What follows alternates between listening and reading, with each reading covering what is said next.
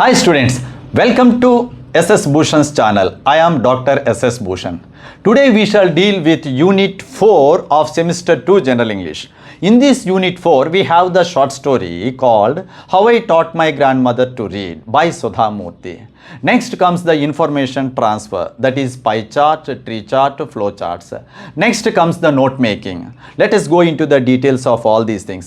Coming to the short story, you have the original text first, next glossary, next integrated answer, next Telugu Anuvadam.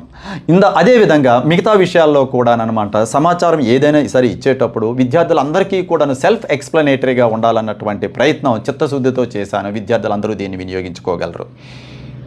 Okay students, this is the Bridging Skills textbook, Text Plus Students Handbook, and let us go into the details of Unit 4. Okay, take page number 83, and this is the YouTube channel SS Bhushan. Okay, now let us go into the details of Unit 4, page number 83.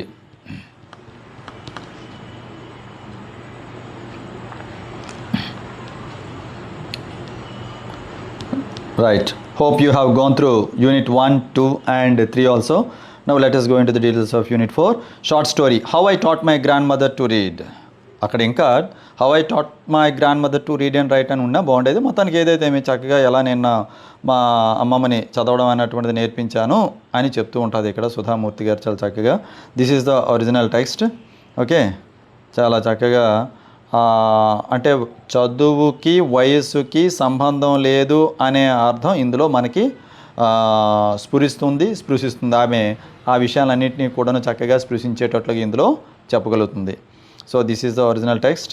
Okay, now coming to the glossary. ఎప్పటిలానే English తెలుగులో ఇవ్వడం అనేది జరిగింది. మీరు text చదివేటప్పుడు ఏదైనా సరే కఠినమైనటువంటి పదాలు ఎదుర్కొన్నట్లయితే ఇందులోకి వెళ్తారు, చూస్తారు. ఓకేనా, తర్వాతను ఇలా వెళ్ళగా next now coming to the summary. ఎలానూ టెక్స్ట్ అంతా కూడాను ఈ కొద్దిపాటి సమయంలో నేను చెప్పలేను, కానీ ఇయర్ ఫోన్స్ పెట్టుకుంటూ జస్ట్ అలా వింటూ ఉంటే తప్పకుండా కనీసం ఈ మాత్రమైనా మీ చెవిలో పడితే పరీక్ష మీరు ఏదో ఒకటి రాయగలరు అన్నటువంటి నమ్మకంతో నేను చేస్తున్నాను ఈ ప్రయత్నం. Summary of how I taught my grandmother to read. The short story How I Taught My Grandmother to Read is a touching autobiographical narrative written by Sudha Murthy. Autobiographical narrative అంటే తన స్వీయ కథ, అంటే తన అనుభవాల్ని ఇక్కడ పెడుతున్నారు ఆమె. It highlights the importance of education and shows that learning has no age limit. The story takes place in a small village in Karnataka where the author spent her childhood with her grandparents. తన అమ్మమ్మ తాత ఇంటి దగ్గర కర్ణాటకలో ఉన్నటువంటి ఓ గ్రామంలో ఈమె నివసించేటప్పుడు జరిగినటువంటి సంఘటనలు. At the time, a popular Kannada magazine used to publish a serial story titled Kashi Yatra. The narrator's grandmother loved this story very much. Sudha Murty గారు అమ్మమ్మకి ఈ కథ ఈ సీరియల్ అంటే చాలా ఇష్టం. ఏది ఈ కాశీ యాత్ర. Every week she waited eagerly for the magazine to arrive so that her granddaughter could read the story aloud to her. మనవరాలైనటువంటి Sudha Murty ఈమె ఆమెకు చదివి వినిపించేదంట. ఏది ఈ మ్యాగజైన్ ఎప్పుడు వస్తుందా అని అమ్మమ్మ చూసేది. అమ్మమ్మ చూడగానే అనమాట ఆ మ్యాగజైన్లో ఉన్నటువంటి కాశీయాత్రకు సంబంధించినటువంటి ఆ సీరియల్ని చదువుతూ మన మనవరాలు వినిపిస్తూ ఉంటే ఆమె చక్కగా ఈ అమ్మమ్మ గారు వినేవారు. ఇప్పుడు సుధామూర్తి గారు ఆమె ఒక అమ్మమ్మ నాయనమ్మ అయిపోయారు, అది వేరే విషయం. Next, one day the young Sudha had to attend a wedding in a nearby village and stayed there for a week. ఒకరోజు మన ఈ పాప సుధా పక్క ఊరు వెళ్ళిందంట ఏది పెళ్ళికి. అక్కడ ఒక వారం ఉండిపోవాల్సి వచ్చింది. During this time a new episode of the serial story was published. Since the grand mother was illiterate she could not read it herself. ఈలోగా ఈ వారం రోజుల్లో ఎప్పుడులాగే నెక్స్ట్ ఎపిసోడ్ మరో ఘట్టం అన్నమాట ప్రచురించబడింది. ఆ సీరియల్ స్టోరీ ఎప్పుడులాగా వచ్చింది. అయితే మ్యాగజైన్ వచ్చింది కానీ తాను ఇలిటరేట్ నిరక్షరాస్యురాలు అవ్వటం వల్ల అమ్మమ్మ చదవలేకపోతుంది. She felt very sad and helpless because she had to depend on others to know what happened in the story. అయ్యో ఏంటి నాకు చదువు రాకే కదా నేను ఇతరుల మీద ఆధారపడవలసి వస్తుంది, అసలు ఈ తర్వాత ఏం జరిగి ఉంటుందా అని చెప్పి కుతూహలముతో జిజ్ఞాసతో ఆమె వెయిట్ చేస్తూ విచారం వ్యక్తం చేస్తూ ఉన్నది. This incident made the grand mother realise the importance of education. ఈ సంఘటన అమ్మమ్మకి చదువు యొక్క ప్రాముఖ్యతను తెలియజేసేటట్టుగా అనిపించింది. She felt ashamed that she could not read and decided that she must learn to read and write even though she was already 62 years old. అప్పటికే ఆమె 62 సంవత్సరాలు అయినప్పటికీ కూడాను ఈ మ్యాగజైన్ ఎవరితోనో చదివించే పరిస్థితి లేదా అంతవరకు వెయిట్ చేసే పరిస్థితి ఏంటా అని చెప్పి తానే సిగ్గుపడుతూ వయసు 62 అయినా నేను చదవటం రాయడం నేర్చుకుంటాను. She requested her grand daughter to become her teacher and teach her the alphabet. So ఈ గ్రాండ్ డాటర్కి మనవరాలకి చక్కగా చదువు నేర్పమని చెప్పిందంట. Sudha accepted the responsibility and started teaching her grand mother every day. Sudha ఆ గ్రాండ్ మదర్కి వెంటనే ఆ బాధ్యతను మీదేసుకుని చదువు నేర్పడం మొదలుపెట్టింది. The grand mother work very hard with great determination and dedication.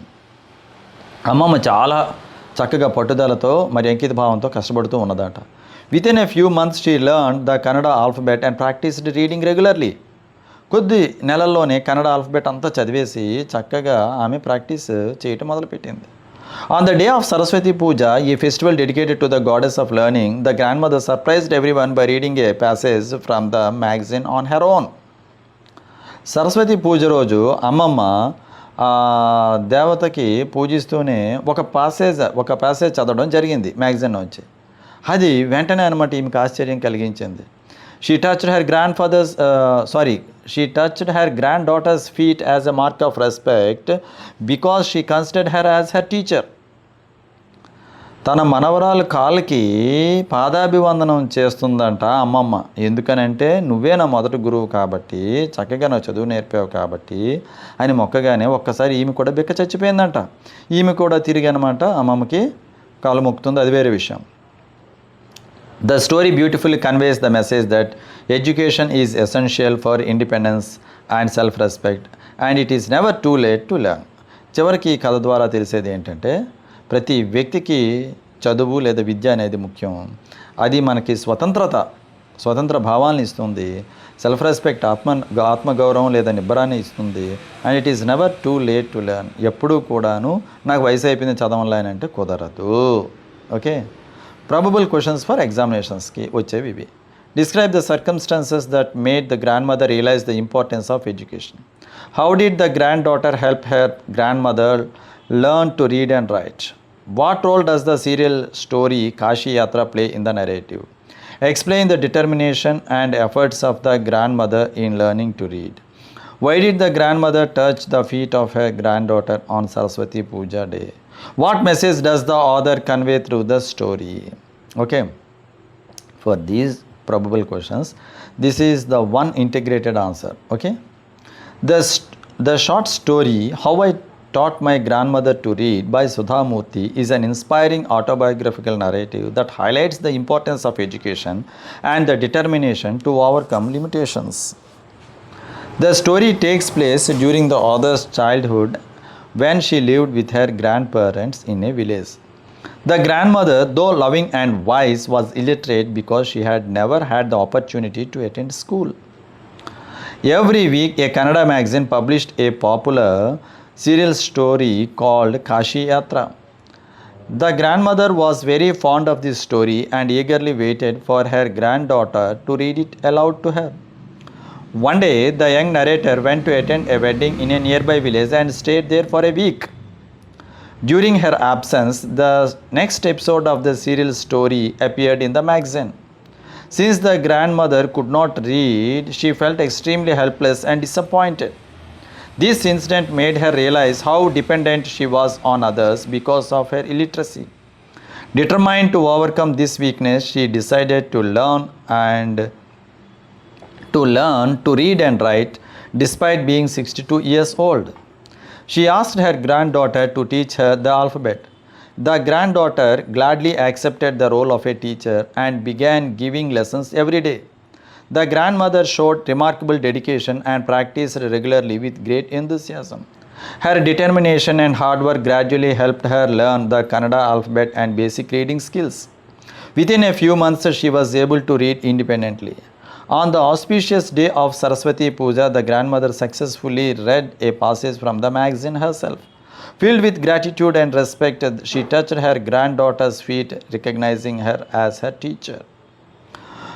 Through this touching incident, the author conveys the powerful message that education brings independence and self-respect, and that learning can begin at any age if one has determination and sincerity. పట్టుదల ఉంటే వయసు అన్నటువంటిది ఒక ఆటంకమే కాదు చదువుకోవడానికి. Okay, నేను నా అమ్మమ్మకు చదవడం ఎలా నేర్పానంటే అంటూ ఇలా తెలుగు అనువాదం నేనే చేశాను. ఇక తర్వాతను ఇలా ఈ తెలుగు అనువాదం కూడాను జాగ్రత్తగా చూస్తారు. ఓకే, నెక్స్ట్ అదే మన యూనిట్ 4లో ఇన్ఫర్మేషన్ ట్రాన్స్ఫర్ అంటే సమాచారం ఒక రూపము నుంచి మరో రూపంకి ఎలా బదిలీ చేయడం. I think in our intermediate Roman number 17 or 18 we have this pi charts, tree diagrams, flow charts అంటూ ఉన్నాయి. Same, మోరోలెస్ same. సో ఇంతకీ ఇక్కడ మీకు డెఫినేషన్స్ అన్నీ ఇక్కడ అవసరం లేదు, కానీ జస్ట్ మీ అందరికీ తెలుసు అయినప్పటికీ కూడాను పై చార్ట్ అంటే ఏంటి? A circular statistical diagram divided into slices to show the relative proportions of different categories within a whole. Pie చార్ట్లో ఒక సర్కిల్లో ఉన్నటువంటి దాన్ని వివిధ భాగాలుగా చేసి దేనికి ఎంత అన్నటువంటిది మనకి 20% అంటే 20%, 50% అంటే ఆ సర్కిల్కి సగం, ఇలా అనమాట అక్కడ ఎక్స్ప్లెయిన్ చేసేటట్టుగా, మనం రాయకుండానే ఎక్స్ప్లెయిన్ చేసేటట్టుగా ఉండేది pie chart. Tree diagram, a branching diagram use to represent hierarchical relationships or possible outcomes of a process or decision. ఏదైనా ఒక పని చేసేటప్పుడు తర్వాత ఇది అంటూ ఇలాను అంటే ఎక్స్ నుంచి వై జెడ్ అలానే 1 2 3 అని ఏదైనా సరే చెప్పేటప్పుడు బ్రాంచింగ్ డయాగ్రామ్గా దీన్ని వాడతాం. అలాగే హైరార్కికల్ అంటే మా తాత వీడు, మా నాన్నమ్మ, మా తర్వాత నా పిల్లలు, నా మనవరు, ఇలా చెప్పేటప్పుడు కూడాను ట్రీ డయాగ్రామ్ అంటే వంశవృక్షాలు తెలియజేయడానికి వాడుతాము. అలానే వివిధ భాగాలు ఉన్నాయని తెలియజేసేటప్పుడు కూడా ఇదే వాడుతుంటాము. Next flow chart, a graphical representation of steps in a process or algorithm using symbols and arrows to show the sequence of actions. How to prepare tea అనేటప్పుడు అనమాట step 1 first lit the stove అని, next step 2 put a bowl అని. So ఇలా arrow mark అనమాట అలా దిగువకి ఎలా వెళ్తూ ఒక డయాగ్రామెటిక్ రిప్రజెంటేషన్తో గ్రాఫికల్ రిప్రజెంటేషన్ కానీ చేసినట్లయితే అది ఫ్లో చార్ట్. చూడండి ఇక్కడ మీకు సెక్షన్ 1 పేరుతో పై చార్ట్స్ ముందు అనమాట ఇక్కడ ఇవ్వడం జరిగింది. The first 5 questions are answer, the remaining 5 must be answered by the student అని ఇచ్చాను. కానీ చక్కగా అవి కూడాను నేనే మీకు తెలియదని అంటే చేస్తాను. స్టూడెంట్ టైం డిస్ట్రిబ్యూషన్ చూడండి ఇక్కడ చక్కగా draw and interpret the following pie chart. ఇదిగోండి స్టడీ టైం టేబుల్, ఇది పై డయాగ్రామ్లు ఇవ్వడం జరిగింది. మీరు దీన్ని పారాగ్రాఫ్లో పెట్టడమే. ఏముంది ఇందులో 15%, 20, 20, 25 అసైన్మెంట్స్. Next online learning. ఇలా answer, the pie chart shows the proportional distribution of study time by a student. The student spends maximum time on completion of the assignments, that is 25%.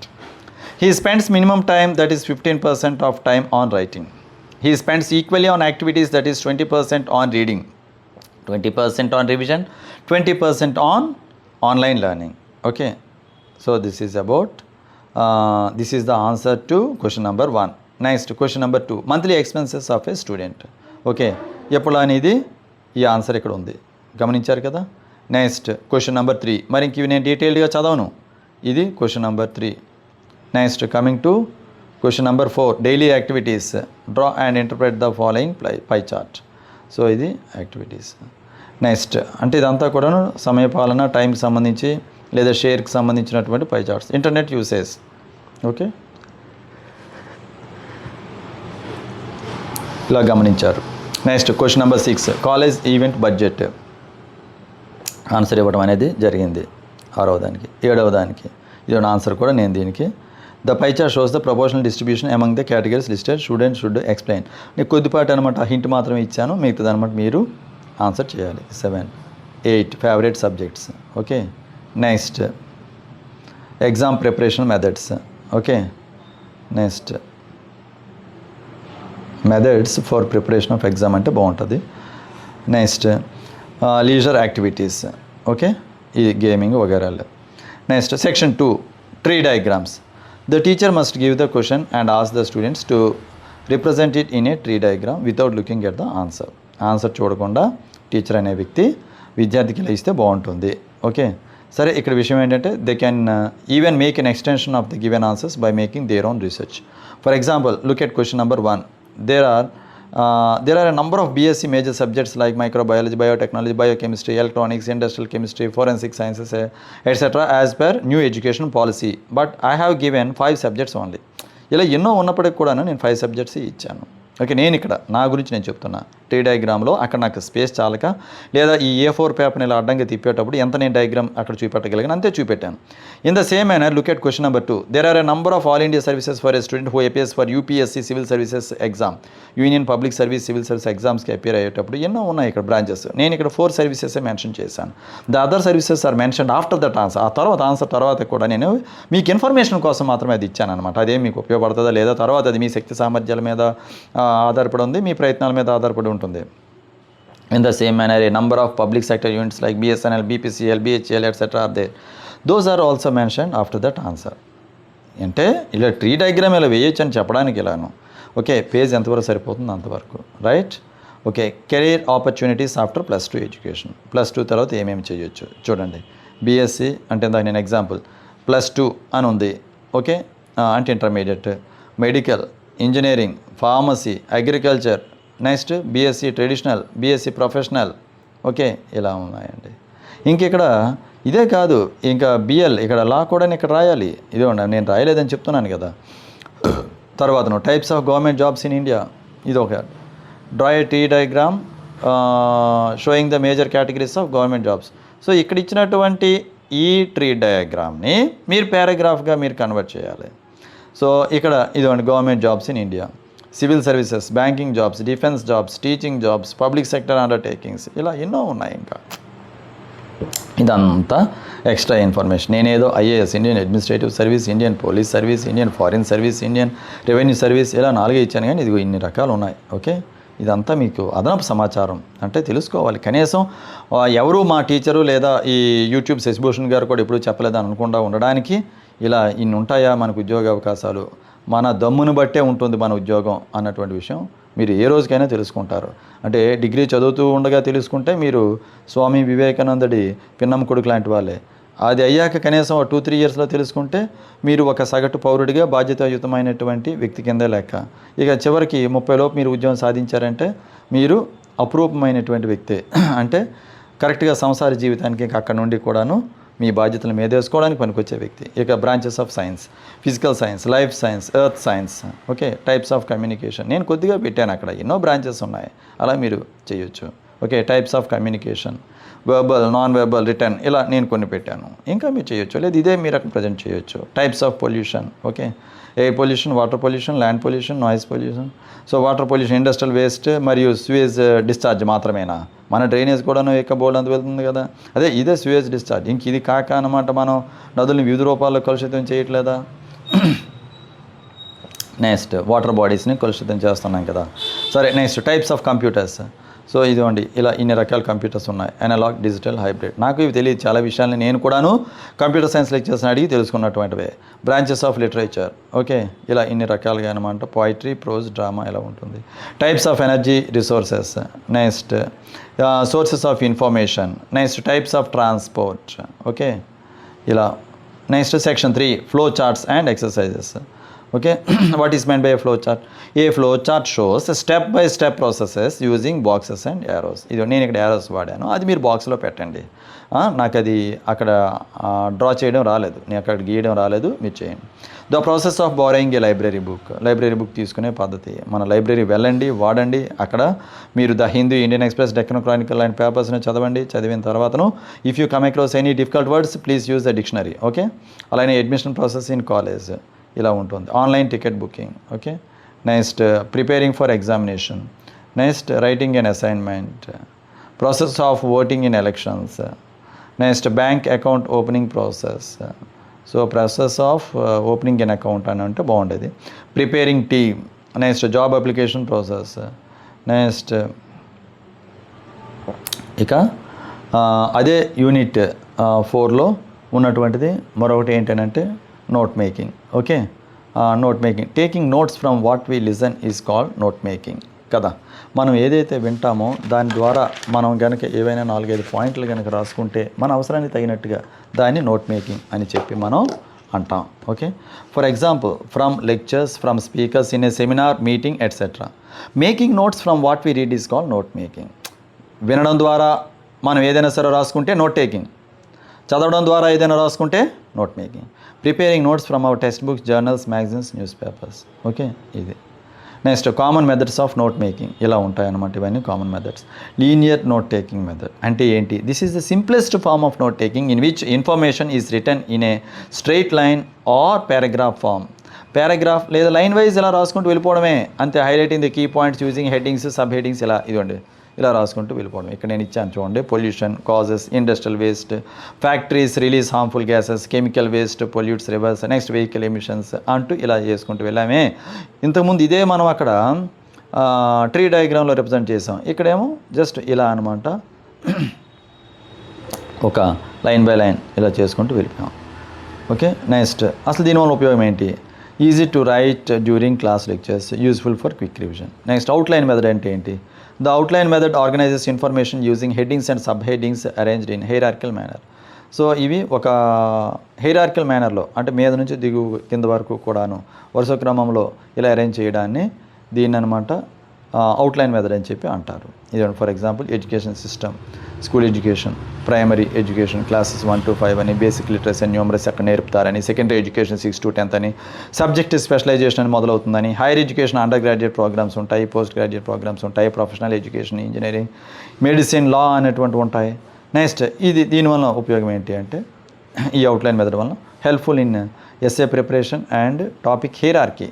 ఒక టాపిక్ని అనమాట ఎలా పేర్చడం, పైనుండి దిగు కానీ దిగు నుంచి పైకి కానీ ఎలా పేర్చడం. Next Cornell method. The Cornell method is structured system developed at Cornell university in which the page is divided into 3 sections, cue column, notes column and summary section. ఒక పేజ్ని 3 ముక్కలు చేసి ఇలా కీవర్డ్స్ని రాసుకోవడం అంతే. మనకు నచ్చినట్టు అండి, మనం కొన్ని సింబల్స్ పెట్టుకుంటూ షార్ట్ కట్స్ చేసుకుంటూ తయారు చేయడం అంతే. నెక్స్ట్ ఇది ఎగ్జాంపుల్ టాపిక్, ఇది ఫోటోసిన్సిస్ అని ఇచ్చారు. Keywords photosynthesis, chlorophyll, carbon dioxide, oxygen. నోట్స్లో plant make food using sunlight, green pigment in leaves is called chlorophyll, carbon dioxide this is observed from air, released during the process of this photosynthesis. ఈ photosynthesis అనే process మొదలయ్యేటప్పుడు ఇది వస్తుంది. Summary, photosynthesis is the process by which plants prepare food using sunlight, carbon dioxide and water. So advantages ఏంటంటే encourages active learning దీనివల్ల, so useful for review and revision. Next mind mapping method అంటూ ఇలా ఇవ్వడం జరిగింది. Okay, next flow chart method. Okay, next అలా వెళ్ళగా next tree diagram method. Next comes charting method. Next some symbols and abbreviations. కొన్ని ఇక్కడ నేను ఒక మంచి మాట మీకు చెప్పాలి. ఇదిగోండి ఇలా సింబల్స్ అన్నమాట మనం ఇవ్వడం అనేది జరిగింది. ఇవి మన దైనందిన జీవితంలో ఇలా వాడుకుంటూ వెళ్ళిపోవడమే ఈ సింబల్స్ని. అండ్, మైనస్, ఈక్వల్ అన్నటువంటివన్నీ ఇలా. ఇంకా మీరు the student is advise to learn and use abbreviation shortcuts from maths, physics, chemistry ఇలా for note taking in day to day లైఫ్లో. మీరు ఈ సబ్జెక్ట్లోంచి కూడా మీకు అనేక అబ్రివేషన్స్ మీరు తీసుకోవచ్చు, అవి మీ దైనందిన జీవితంలో వాడుకోవచ్చు. He is also advise to learn the shortcuts that are used in English dailies. అలా న్యూస్ పేపర్స్లో అనమాట మన జీఓవి గవర్నర్కి గవర్నమెంట్, జీఓవిటీ గవర్నమెంట్ అని ఇలా అంటారు. సో అవి కూడా మీరు వాడుకోవచ్చు. ఇంకా ఒకటి మాత్రం మీరు గుర్తుంచుకోవాలి, ఒక రంగంలో వాడినటువంటి అబ్రివేషన్ మరో రంగంలో పనిచేయకపోవచ్చు. ఆ వ్యక్తి ఆ కమ్యూనికేషన్ భాగంలో ఉంటేనే అది అర్థమవుతుంది. ఫర్ ఎగ్జాంపుల్ మెడికల్ రంగంలో పిఎం అంటే ప్రెసిషన్ మెడిసిన్ అని అర్థం, పోస్ట్ మార్టం అని అర్థం. జాగ్రఫీలో పోస్ట్ మెరిడియం అని అర్థం. పాలిటిక్స్లో ప్రైమ్ మినిస్టర్ అని అర్థం. బిజినెస్లో ప్రోడక్ట్ మేనేజ్మెంట్ అని అర్థం. అలానే నిట్టింగ్ అంటే అల్లికలు, కుట్టులు ఇలాంటి దగ్గర ప్లేస్ మార్కర్ అని అర్థం. సోషల్ మీడియాలో ప్రైవేట్ మెసేజ్ అని అర్థం. మనలాంటి డొమెస్టిక్ సర్కమ్స్టాన్సెస్లో ఇంట్లో వాడేటప్పుడు పిఎం రాలేదా అంటాం, అంటే పని మనిషి రాలేదా అని అంటాము. సో ఇలా ఆ రంగంలో ఆ 2-3 వ్యక్తులు మాట్లాడుకునేటప్పుడు వాడదగినటువంటి కమ్యూనికేషన్కి ఉపయోగపడేవి అబ్రివేషన్స్. ఓకే, సో అందరికీ కూడాను సాధారణంగా అర్థమయ్యేవి ఇదిగోండి ఈ పైన ఉన్నటువంటివన్నీ కూడా ఇవన్నీ కూడాను వివిధ కాంటెక్స్టల్లో వాడుతూ ఉంటాం ఎక్కువగా. Okay, right. Thank you for watching SS Bhushan. దయచేసి నేను ఇంతకుముందు చెప్పినట్లుగా కనీసం ఇయర్ ఫోన్స్ పెట్టుకుంటూ అలా వింటూ తప్పకుండా అనమాట కొన్ని విషయాలైనా సరే గుర్తుండి మీరు పరీక్ష చక్కగా రాస్తారని నేను భావిస్తున్నాను, ఆశిస్తూ ఉన్నాను, కోరుకుంటున్నాను. Please subscribe SS Bhushan and please stay tune to SS Bhushan. అలానే ఎస్ఎస్బి యాప్ అనేటువంటి డౌన్లోడ్ చేసుకోండి. మీ క్లాస్ టీచర్కి అడగండి, తప్పకుండా ఇస్తారు ఆ లింక్ని. లేదనంటే నాకైనా సరే అడిగినట్లయితే నేను కూడా ఇస్తాను. Thank you.